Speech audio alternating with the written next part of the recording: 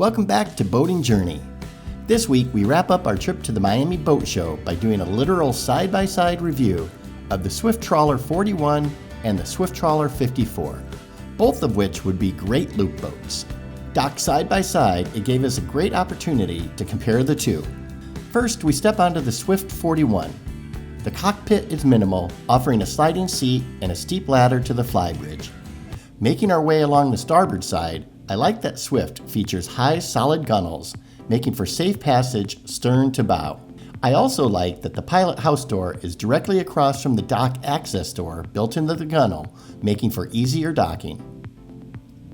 A few steps up and we find the single windlass with lockers on either side with plenty of cleats to go around.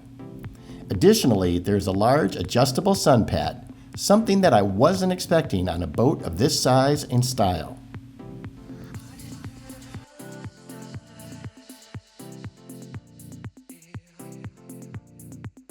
Returning to aft along the port side, let's now compare this with the Swift 54. Immediately, the additional 12 feet in length and 2+ feet in beam are apparent when stepping onto the boat. First, we have a large platform for the tender, which does not impede into the cockpit. Taking a couple steps up into the cockpit, we see an L-shaped seating area with a table, and on our way to starboard, we find the outside docking station. The dockside entrance is located just ahead of the docking station, making the walk around the exterior. Like the 41, the gunnels are tall and solid, with the addition of handrails, which the 41 did not have. I like that. Moving forward, we pass an interior access door. What I like about the bow is that the windlass is recessed and covered, removing any tripping hazard while walking around.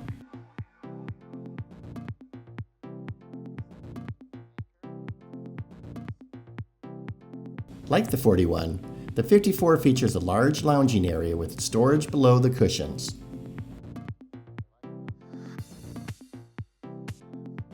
Heading back to stern, we pass another interior access door on port.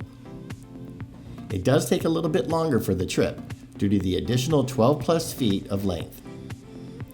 Now let's compare the interiors. Back to the 41. Both boats feature a nice indoor-outdoor flow with large wide openings. Here we see the outdoor seating of the 41 as it flows into the galley. The galley features a 2-burner cooktop, convection microwave, lots of storage up and down, large sink, and a full-sized fridge freezer. Oh, and don't forget, access to the engine room is located here as well.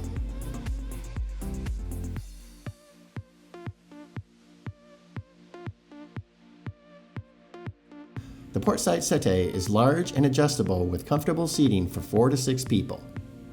And the lower helm is located to starboard. This is a twin-engine model with both bow and stern thrusters for easy maneuvering in tight quarters.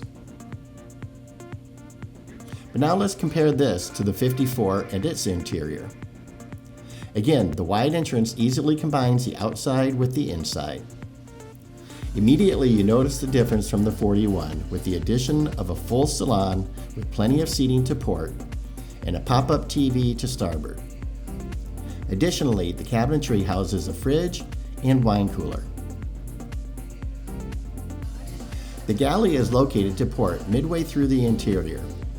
It features a 3-burner cooktop, full-sized fridge and freezer, large sink, oven, exterior access door, dishwasher, and lots of storage. Forward of the galley, we have the centerline helm, which also features joystick control. See all the specs at the end. Now let's check out the accommodations. Back to the 41 and its 3 rooms. Stepping down the centerline stairs, there's a single berth located below the helm. Forward of that is the wet day head, which is also shared by the 2 guest cabins. Across the hall, we have the second guest cabin, which features 2 single berths and a large hanging locker. Moving forward, we enter the primary V berth with queen bed. It offers lots of natural light from the side windows and overhead hatch.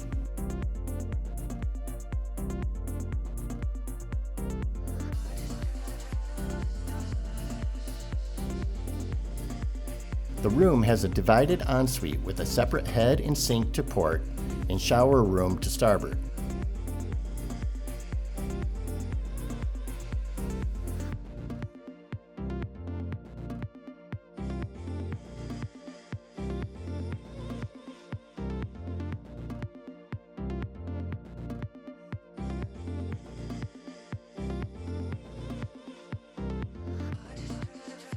Additionally, it has a couple of hanging lockers and a TV.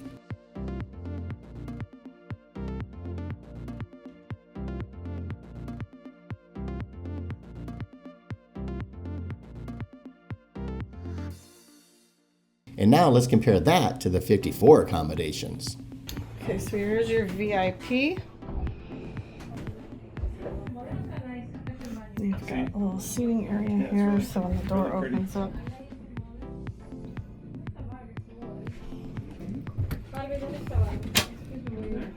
Good.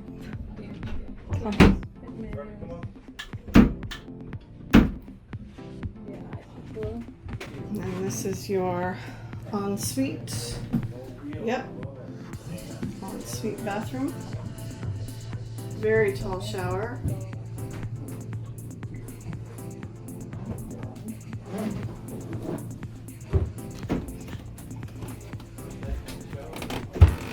So here you have ensuite. They share double bunk. Okay, so now we're into the master. You have to step down here. Full walk around bed. I like that. Let's see. Nice deep closet space.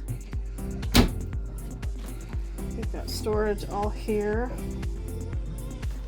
Nice lights. Again, you've got a seating area over there. Very large TV, because you need that when you're doing the loop, of course. And we should have an ensuite here. And we do. Nice big shower. Very tall. And fully enclosed. Good storage down below.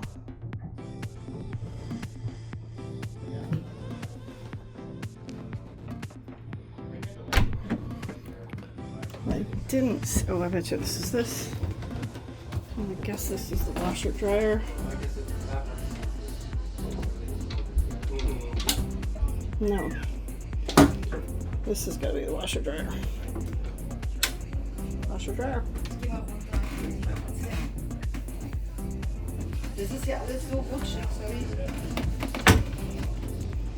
And finally, let's compare the Flybridges. The 41 has an exterior access ladder. You do have this little area back here. It also has your barbecue, sink, cup holders. Down below you have garbage, and you have your refrigerator ice maker. Moving forward, you have seating to the starboard. Big old table that you can flop over for seating on this side as well. Great visibility from here. And all your controls. That. Ray Marines. Yeah, bar. Reversible seat there. Reversible seat here. Very nice. It is a soft top bimini.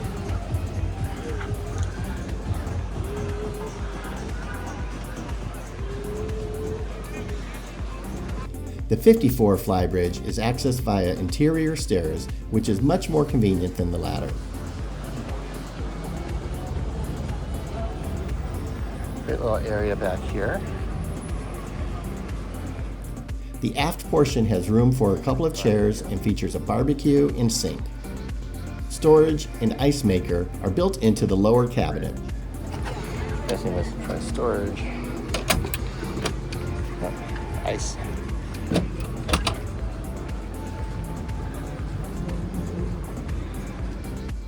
Mid-deck, there is seating to port with an expandable table.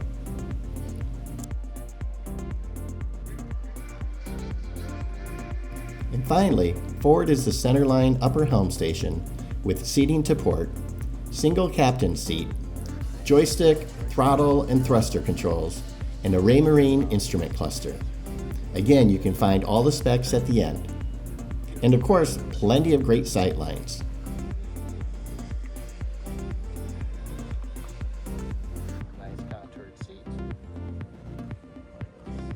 The majority of the Flybridge is covered by a hardtop with a retractable shade.